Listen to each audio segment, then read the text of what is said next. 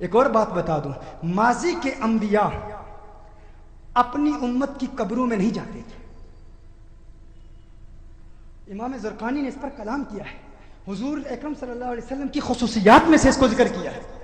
حضور کی خصوصیات میں ایک خصوصیت یہ بھی ہے، ماضی کے انبیاء کبھی بھی اپنی امت کی قبر میں نہیں جاتے تھے. یہ میرے آقا کی خصوصیت ہے، یہ میرے آقا کی اسپیشیالٹی ہے کہ امتی دنیا سے چلا جائے آقا اس کی قبر میں آ جاتے ہیں. کیوں؟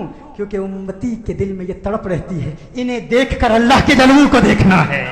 اور جو دیکھ لے، جو آقا کو دیکھ لے، اسے کیا ملتا ہے؟ ایک یہودی نے آقا کو دیکھ لیا تھا، ایک یہودی بچے نے آقا کو دیکھ لیا تھا، اسے کیا ملا؟ ایک یہودی غیر مسلم بچہ ایک مرتبہ اس نے مدینہ المنورہ میں کونین کے والی صلی اللہ علیہ وسلم کے حسین چہرے کو دیکھ لیا، آقا کے حسن کو دیکھ لیا، چہرہ والضحیٰ کو دیکھ لیا، آقا کی زلفوں کا اسیر ہو گیا، آقا کے پیار کو، آقا کے عشق کو، چہرہ والضحیٰ کو، چہرہ یار کو آئینے دل میں یوں اتار لیا، دل کے آئینے میں یوں اتار لیا کہ آقا کی عشق میں، آقا کی محبت میں ہر وقت روتا رہتا، گریہ زاری کرتا، آقا کو یاد کرتا. ماں باپ کا اکلوتا بیٹا تھا، ایک ہی بیٹا تھا، یہودی تھے ماں باپ اس کے، خود بھی یہودی تھا. ایک مرتبہ آقا کے حسن کو دیکھ لیا، اس کا سودا ہو گیا، بازار مصطفیٰ میں آقا کا دیوانہ ہو گیا، آقا کا عاشق ہو گیا. ماں باپ کو بتایا نہیں، ماں باپ کو اطلاع نہیں دی کہ میں حضور کا عاشق ہو گیا ہوں، حضور سے محبت کرتا ہوں. چپ کے گھر سے چھپ کر کسی بہانے، کبھی بکریاں چرانے کے بہانے مدینہ المنورہ میں آقا کے حسن کو تلاش کیا کرتا، کبھی مسجد نبوی شریف کے دروازے سے چپ کے آقا کا حسین چہرہ دیکھ لیا کرتا تھا، آقا کے حسن کو دیکھتا، آقا کی عظمتوں کے ترانے الاپتا. ایک وقت گزر گیا، ایک مدت بیت گئی، آقا کا دیدار نہیں ہوا. تمنائے دیدار مصطفیٰ صلی اللہ علیہ وسلم میں بیمار ہو گیا، بیمار عشق مصطفیٰ ہو گیا. اس قدر بیمار ہوا کہ بستر علالت کو اپنا بچھونا بنا لیا، وہ بستر پر آ گیا. ماں باپ پریشان ہیں، حیران ہیں، اسے کیا ہوا، اچانک اسے کیا ہو گیا. بے شمار فزیشنز کو بلایا، اپنے وقت کے معالج حکیموں کو بلایا، اطباء کو بلایا، لیکن کسی کو پتہ نہ چلا اس کا مرض کیا ہے، اس کا مرض کیا ہے. کوئی ظاہری سمپٹمز نظر نہیں آ رہے، زخم نظر نہیں آ رہا، گویا زبان حال سے کہہ رہا ہے یہ زخم طیبہ ہے، یہ سب کو نہیں ملتا، کوشش نہ کرے کوئی اس زخم کو سینے کی. ماں باپ پریشان، رشتہ دار پریشان، عزیز و اقارب پریشان. اسے کیا ہو گیا، اچانک کیسے بیمار ہو گیا؟ بیماری شدت پکڑ گئی، اس قدر بیمار ہوا، ایسا بیمار ہوا کہ وہ شام بھی آ گئی جو اس کی زندگی کی آخری شام تھی. اب آواز اس کی بہت کمزور ہو چکی تھی، بہت پست ہو چکی تھی. چاہتا تھا کسی طرح مدینے والے کا دیدار کر لوں. یہودی ہے، ابھی تک ایمان نہیں لایا، آقا کا دیدار کرنا چاہتا ہے. بڑی مشکل سے آواز بلند کرتا ہے میرے والد محترم، میری ایک تمنا ہے، میری ایک آرزو ہے، میری ایک خواہش ہے، آپ پوری کر دیں گے نا؟ والد نے کہا ہے میرے لختے جگر، ہے میری آنکھوں کے تارے، تو میرے دل کا سہارا ہے، تو اس دنیا سے آج جا رہا ہے. معالج، اطباء، ڈاکٹرز نے جواب دے دیا ہے تیرے بچنے کا کوئی امکان نہیں ہے، تیری خواہش کیسے پوری نہیں کروں گا؟ کہا میرے والد محترم، مرنے والے کی خواہش تو دشمن بھی پوری کرتے ہیں، آپ ناراض تو نہیں ہوں گے نا؟ کہا ناراض نہیں ہوتا، تو بتا کیا چاہتا ہے؟ کہا اپنا دل آمنہ کے لال کو دے چکا ہوں، میں محمد عربی کا عاشق ہو چکا ہوں، ان کے عشق میں گائل ہو چکا ہوں. میری ایک خواہش، میری ایک تمنا، میری ایک آرزو، ایک مرتبہ چہرہ والضحیٰ کو دیکھنا چاہتا ہوں، ایک مرتبہ آقا کی حسین زلفوں کو دیکھنا چاہتا ہوں. والد ناراض ہو گیا، والد نے غصہ کیا، ارے ظالم تو کیا کہہ رہا ہے، دنیا سے جا رہا ہے، اپنا دین بھول چکا ہے، کیا کہہ رہا ہے؟ کہا ہے والد محترم آپ نے وعدہ کیا تھا نا، آپ نے کہا تھا میری آخری خواہش پوری کریں گے. والد نے کہا میں نے وعدہ کیا تھا، تو میرا اکلوتا بیٹا ہے، تیری خواہش پوری کروں گا.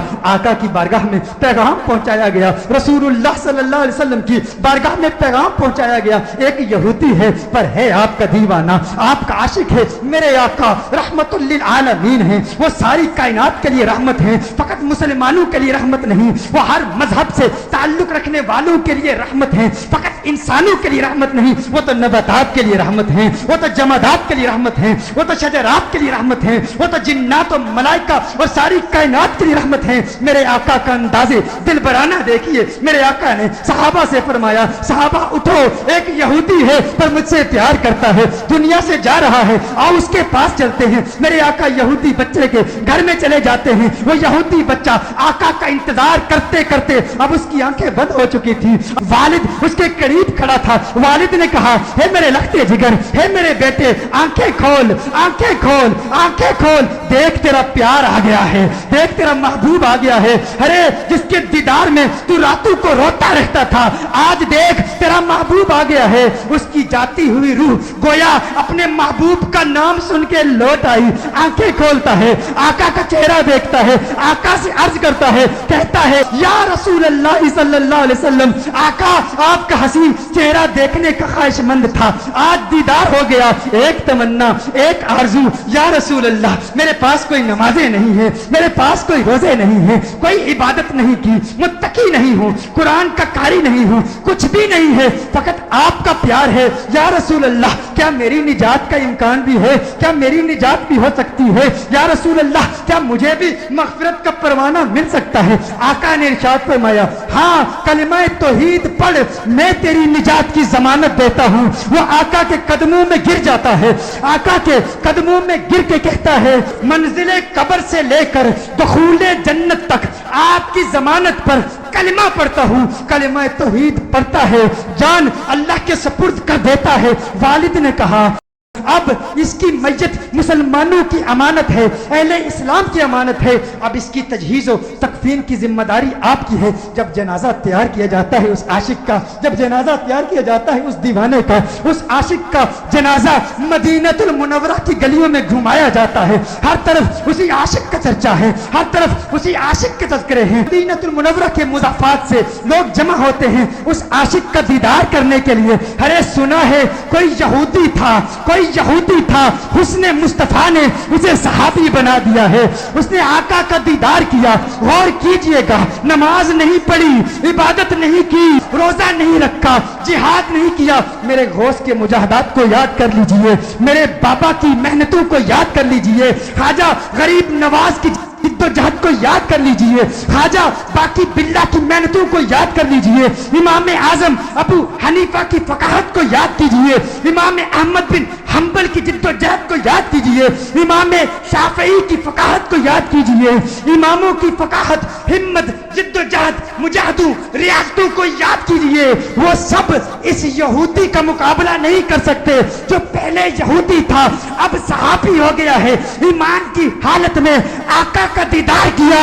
یہ غوث اعظم سے بھی بڑا ہے, یہ خواجہ غریب نواز سے بھی بڑا ہے. سب دیکھنے کے لیے آئے ہیں, دیدار کریں اس صحابی کا جس نے فقط ایک مرتبہ آقا کو دیکھا اور ایسے بلند و بالا اور فو اعلیٰ مقام پر فائز ہو گیا. اچانک اس کے چہرے پر سے کفن اٹھایا جاتا ہے. صحابہ یہ منظر دیکھ کر حیران ہو جاتے ہیں کہ اس کے چہرے سے نور کی کرن نکلتی ہے, آسمان کی طرف پھیل جاتی ہے. سارے حیران ہیں. وہ صحابی جو پہلے یہودی تھا آقا کا دیدار کیا, ایمان لایا, اس کی میت مسکرا رہی ہے, اس کے چہرے پر, لبوں پر تبسم نظر آ. سب حیران ہیں. ایک عجیب و غریب منظر صحابہ نے دیکھا. صحابہ دیکھ رہے ہیں کہ آقا پاؤں کے پنجوں کے بل چل رہے ہیں, پنجوں کے بل چل رہے ہیں, آقا یوں چل رہے ہیں. صحابہ عرض کرتے ہیں, یا رسول اللہ صلی اللہ علیہ وسلم اس کی کیا حکمت ہے؟ آقا نے ارشاد فرمایا, عالم بالا کے فرشتے میرے اس عاشق کو دیکھنے کے لیے اس تعداد میں آئے ہیں, اس کثرت سے آئے ہیں, زمین پر پاؤں رکھنے کی جگہ نہیں ہے, پنجوں کے بل چل رہا ہوں. میرے آقا صلی اللہ علیہ وسلم اس عاشق کو جنت البقیع میں لے جاتے ہیں, خود اپنے ہاتھوں سے اسے دفناتے ہیں. صحابہ منظر دیکھتے ہیں, حیران ہیں. آقا بہت دیر لگا دیتے ہیں. آقا جب اس کی قبر سے باہر آتے ہیں تو آقا کے ماتھے پر پسینہ ہے. صحابہ عرض کرتے ہیں, یا رسول اللہ صلی اللہ علیہ وسلم آقا کیا ہوا, اتنا وقت کیوں لگا؟ آقا نے فرمایا, جب یہ اس دنیا سے گیا تھا مجھ سے وعدہ لیا تھا, میں نے وعدہ کیا تھا, میں نے کہا تھا قبر کی منزل سے لے کر دخول جنت تک میں تیری مغفرت کی ضمانت دیتا ہوں. کہا یہ بات سن کر جنت کی حوریں اتنی خوش ہوئی ہیں, اتنی تعداد سے آئی ہیں. جب اسے قبر میں رکھا گیا تو بے تحاشا اس کی طرف بھاگی ہوئی گئی ہیں اور اس کے چہرے کی بلائیں لے رہی ہیں. آقا نے ارشاد فرمایا, اس لیے دیر ہو گئی اور میرا پسینہ اس کے چہرے پر گرا ہے, میرا پسینہ اس کے چہرے پر گرا ہے. اب قیامت تک اس کا چہرہ مہکتا رہے گا. ارے سلام پیش کرتے ہیں اس دیوانے کی بارگاہ میں جس نے آقا کو دیکھا اور اسے یہ مقام ملا. گویا آج بھی وہ قبر میں کہہ رہا ہوگا یہ ناز یہ انداز ہمارے نہیں ہوتے, جولی میں اگر ٹکڑے تمہارے نہیں ہوتے, بے دام ہی بک جائیے بازار نبی میں, اس شان کے سودے میں خسارے نہیں ہوتے, ملتی نہ اگر بھیک حضور آپ کے در سے, اس ٹھاٹ سے منگتوں کے گزارے نہیں ہوتے, اس ٹھاٹ سے منگتوں کے گزارے نہیں ہوتے.